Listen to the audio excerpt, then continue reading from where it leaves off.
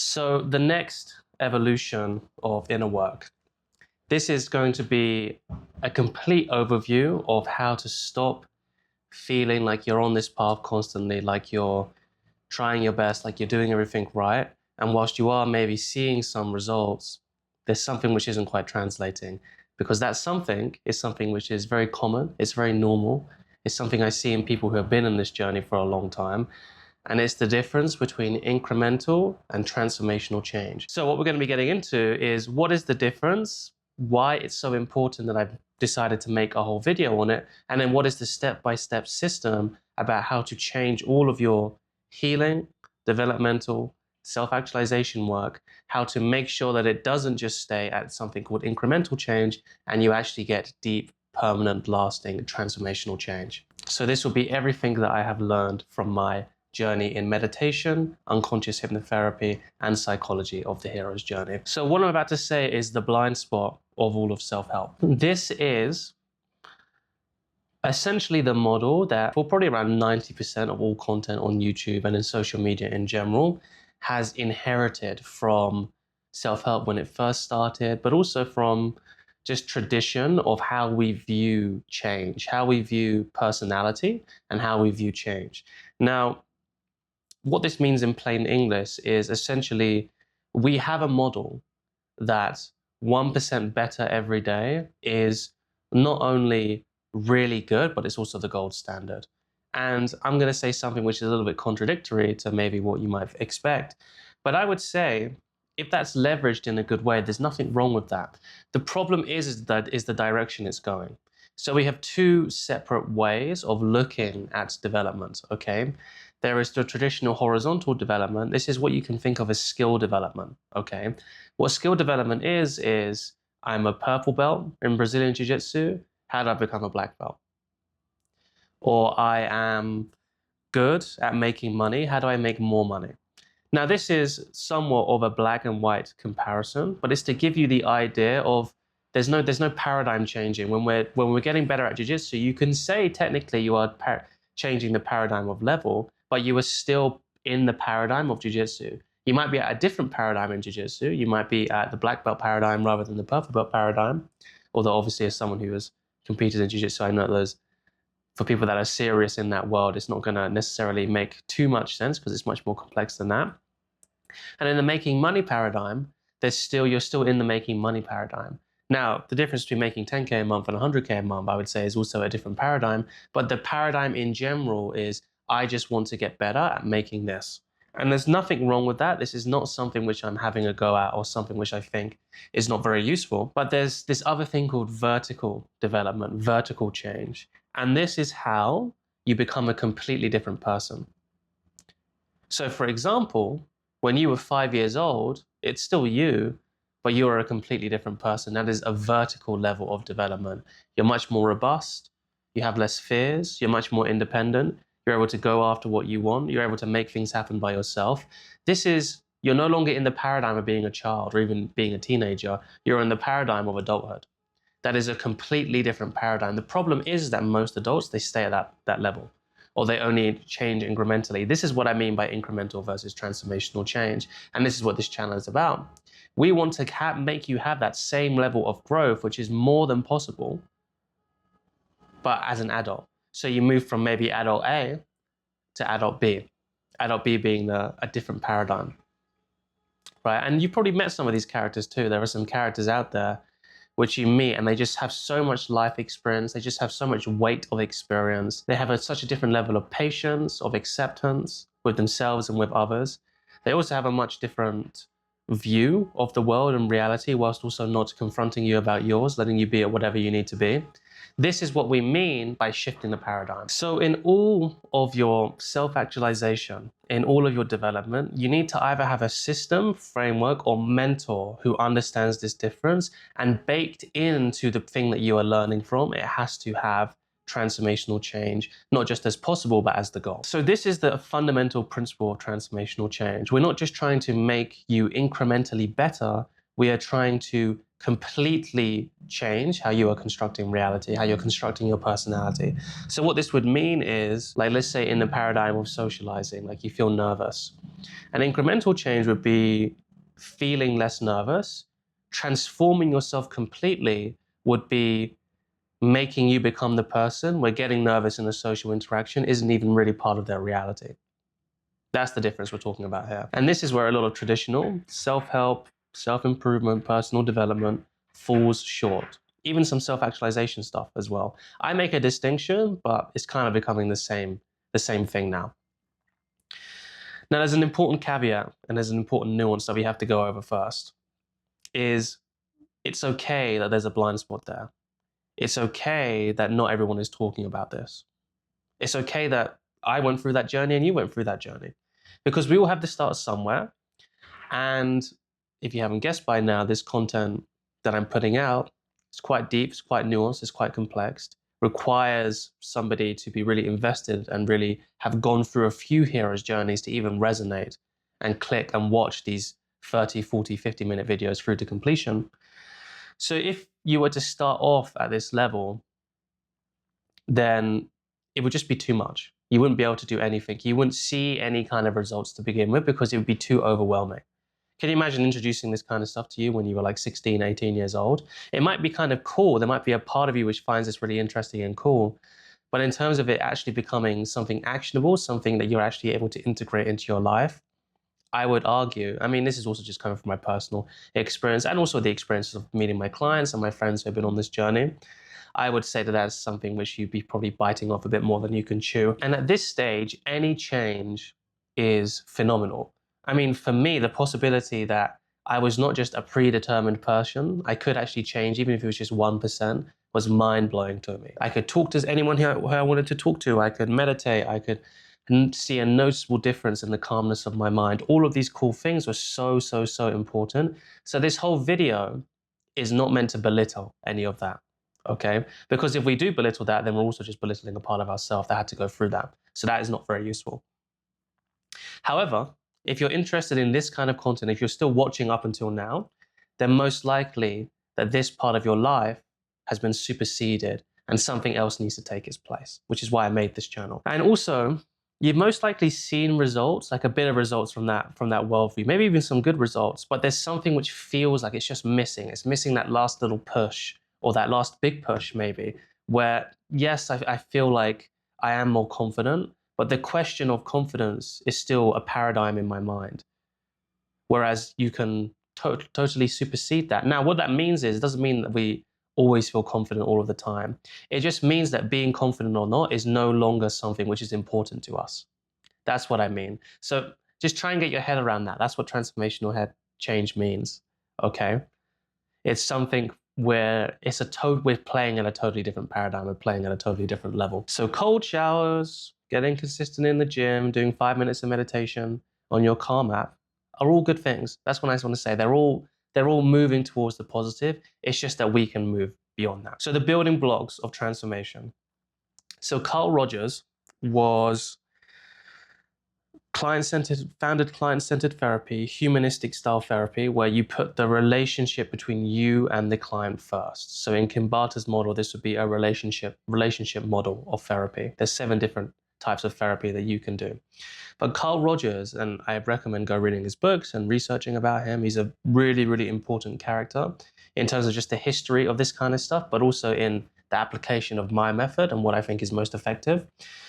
And he essentially has founded this principle called the unconditional positive regard. Me in my coaching, I use the wording of unconditional loving witness, which I got from, again, my mentor, Kim Barter. And he found that by just focusing on having true compassion, true empathy, a true relationship of acceptance with the client, no matter what they say, no matter what they've done, by having this, he was able to create results where in his therapy method beforehand, which is much more cognitive behavioral therapy and working with children, it just blew it out of the water. That over time, just having that relationship, not even talking about anything in the therapy, any techniques or anything like that, but just by having that relationship, a person's life improved for the better and they actually became a different person. In his book on becoming a person, which I recommend, He says that in his view, that total self-acceptance is the first building block for real radical change. Now, this is my wording of it, so he would have a different wording of it. Without this, change is next to impossible.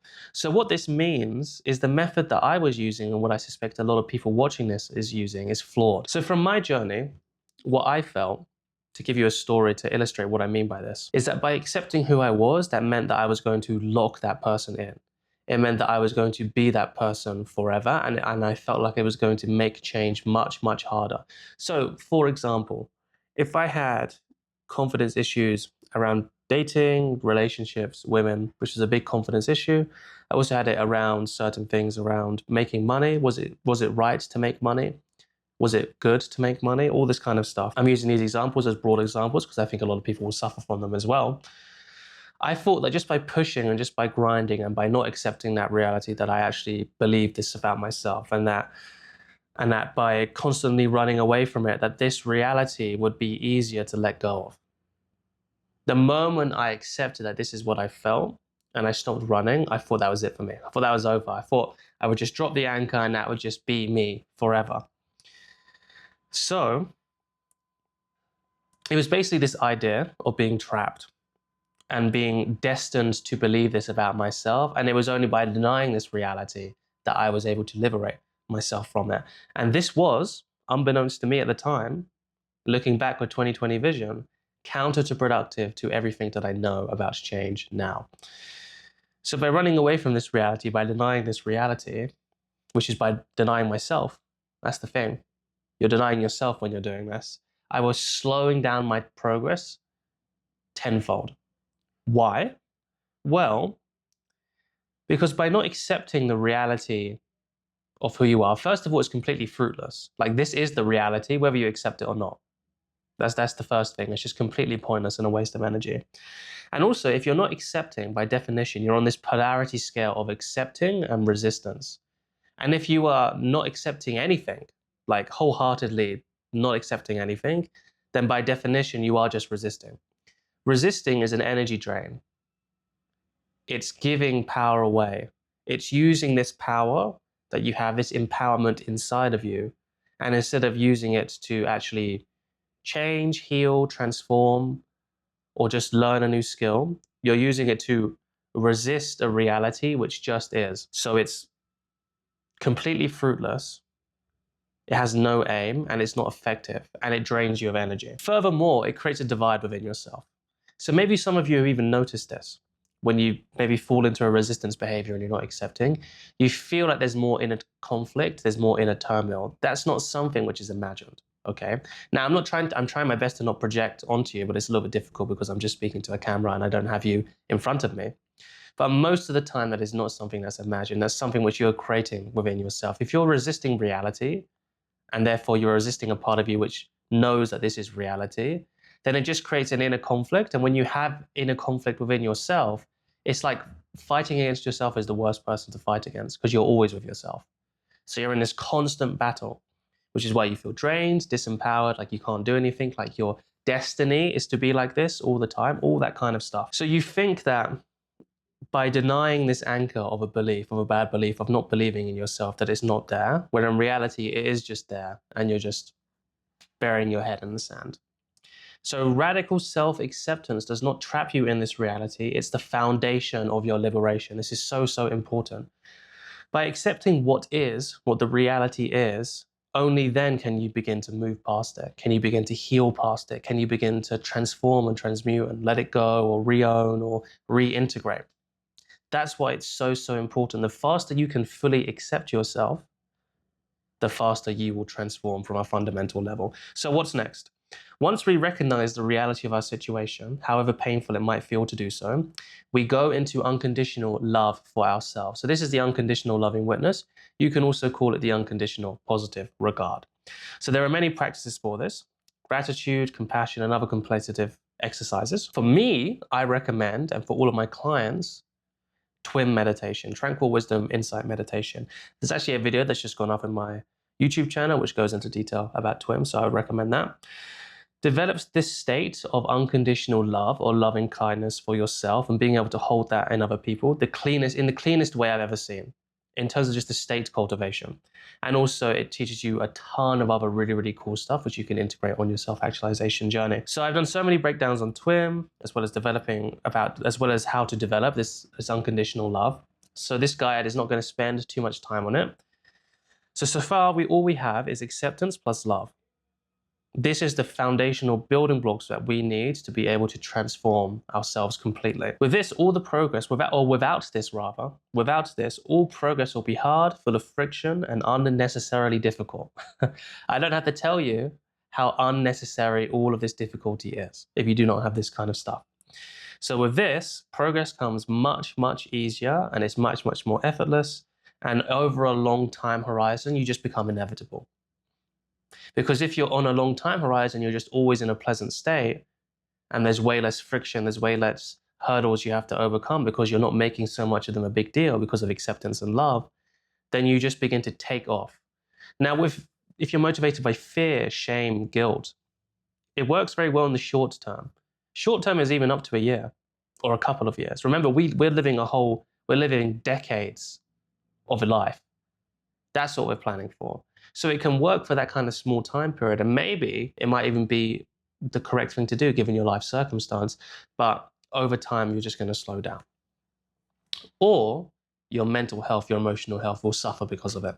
So it's up to you. What kind of scale do you want to use? So like I said, coming from stress, self-loathing, and fear can definitely be effective, don't get me wrong, in the short term, and certain other situations, maybe it's even necessary, like I just alluded to. But everything on this channel specifically is designed to not just help where you are now, but also where you were.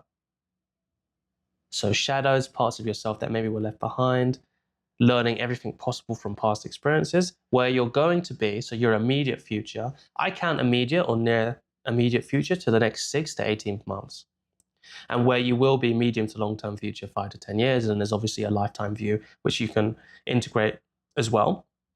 So with this method, all versions of you in time and all parts of you within you will be taken care of. I'm not sure if you know the phrase or you remember the phrase that it takes a village. Well, you are that village.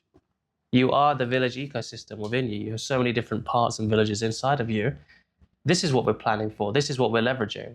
We are moving together as a village, not just as a one hotshot hero. So now with acceptance, unconditional loving witness, or unconditional positive regard, there's the third step from moving from incremental to transformational change, and that is getting to the root cause versus staying with the symptoms. Our insecurities, our beliefs, our constructs are our ways of viewing reality. So if you've never been taught what a chair is, for example, I've just been listening to a history podcast called The Rest is History. And they didn't have chairs in the Inca Empire. They just didn't use them. So if you've never been taught what a chair is and you see a chair, your way of viewing that will be totally different for the way that I am viewing it. Maybe you think it was like a table. You wouldn't know you can sit on it. You wouldn't know what it was for. This is what I mean by constructs of reality. And for these deep-rooted things, we will call, for lack of a better word, because they're not always insecurities or bad beliefs or whatever, issues can sprout and take roots on top of them. So if we have a fundamental belief that we learned when we were 5, when our parents told us that we weren't good at maths, when we failed our maths test, then what that does is it creates a fertile soil for all other insecurities, like I'm bad at maths or I'm bad at science, or anything that's related to maths or anything that's related maybe to intelligence, to sprout and take roots there. So suddenly your shadow is not just a tree, but it becomes a forest. However, if we go to the root cause and we go all the way back to when we're 5 years old and we got told that, and we give that belief back, we give that introduction back to our parents fully, then because that forest has been planted on top of that tree, has been planted on top of that fertile soil, that soil now is not fertile, and all of the other insecurities that have built on top of it also go too. They atrophy. It either happens instantly or it happens over time. This is how you can create massive, decades-long breakthroughs in the making overnight. Because if you heal the core roots, if you heal the core seed, rather than maybe dealing with an issue that's on top of it, which is still good to deal with maybe, like, oh, I'm just not smart or something, you can deal with that, but it doesn't deal with the root cause. And then over time, another one, because that soil is so fertile, another insecurity will bloom and blossom out of it. So we have to get to the root cause, because this is how we don't just get rid of one insecurity, but we can get rid of a whole aspect of ourselves. And then there's an empty space left over where we can embody the change, and something new, authentic, and that's pure to us can happen, that can grow naturally. And that's how we have people, like a lot of my clients come from referrals, and it happens because a friend sees the other person, their friend, fundamentally change over a couple months, a few months, maybe a year, depends on the progress. And then they get curious and they ask my client about what are they doing, because they seem so different. And this is a close friend that's known them for their whole life. This is how we get massive, massive change. Now, this is not something to tunnel vision around, because sometimes we need to clear a bit of the roots out. We need to clear a lot of the weeds, the other trees out, so we can see where the root cause is coming from. However, the process is the same. We're still getting to the root causes of those other trees. It's just that we want to get to the root cause of the forest, of the shadow forest. So in this way, the belief that the construct, I can be anything I set my mind to, can create a beautiful, integrated, and healthy, complex, adaptive ecosystem within us. All with interlocking beliefs that nurture and support this fundamental founding principle. Remember, it's not just shadows.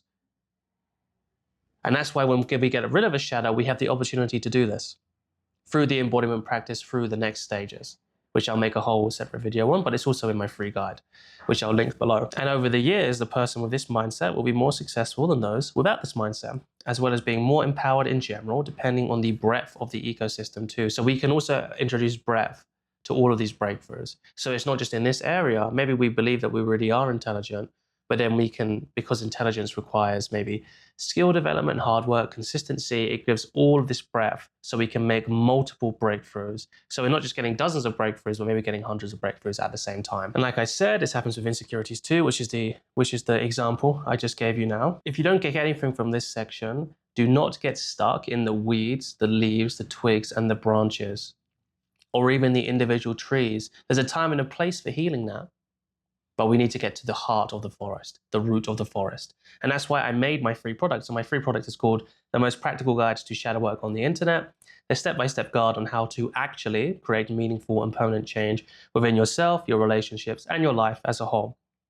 So in here, it goes through in excruciating detail how to actually map and heal the root causes, how to not get lost. It's a live stream of 3 hours. So I have people asking me questions, which is going to be the same questions that most likely you're going to have going through the program. So all of the bases are covered. There's no base which isn't covered. But in this situation, it's going to be absolutely phenomenal for helping you do your own process and finding your own root causes and healing them. And if you've never done shadow work before, I thought of that too. There's a step-by-step game plan, a 4-week course to take you from zero to hero, basically from not having ever done shadow work before to being able to do shadow work with consistency and with competency on yourself. Do not get stuck in the symptoms. This is something like, so getting stuck in the symptoms is something like, I generally feel anxious and not confident, and then trying to solve it at that level. The problem is if we do solve it in that level, because the underlying root cause of why we would even feel anxious and not confident has not been solved, it will just pop up in a different area of life, or it will just come back, or it will be something that we have to fight against. And whilst we might be able to work on ourselves, so it is something, it's this fight that we'll be able to win, it's still a fight that we have to go through. So we have to accept, love, listen to the symptoms. What are the symptoms are always telling us something? Move deeper. Don't get stuck at the triggers. It's one level deeper, okay? So what do I get from Kim Barter? Rectifying triggers are good, but we can't always control our triggers. So we need to make sure that the thing which is causing us to be triggered in the first place is not the trigger, it's the way our mind is creating them, which is why we need to move deeper to the mental process aware. But this is still not the deepest part of the problem. There's something which has caused our mind to process in this way, and that is the root cause. This is the level of depth we have to go to. We're always, it's like going through the jungle. We have our machete. We're just chopping, chopping, chopping until we get to the heart of the jungle. And that's when we stop, and that's when we move really, really slow with love, acceptance, everything we've been building, and we get to how this root cause was created. And then depending on whether it's a projection, an introjection, a split ego state, again, I go over this all in the program, we heal it differently. With a projection, we re-own it. With a projection, we re-own it. With an introjection, we let go and give it back to where it came from. And with a split ego state, we reintegrate that split within ourselves. If you dig it up this way, if you do your inner work this way, if you do your self-actualization with this system in mind, your personality will change almost overnight. Because you're not just healing one issue, you're healing dozens, if not hundreds at a time. That is all of what this channel is built on in all aspects, mainly with unconscious healing, but in all aspects. So my one-on-one coaching is based on too. This is true transformational healing. That's how you unlock the next evolution of inner work. Patience, with love, with acceptance, with consistency, and with the right guidance, with the right system, with the right North Star, where transformational change is not only encouraged, but it's something which is baked into the method. And that's what hopefully I've just given you here. Enjoy.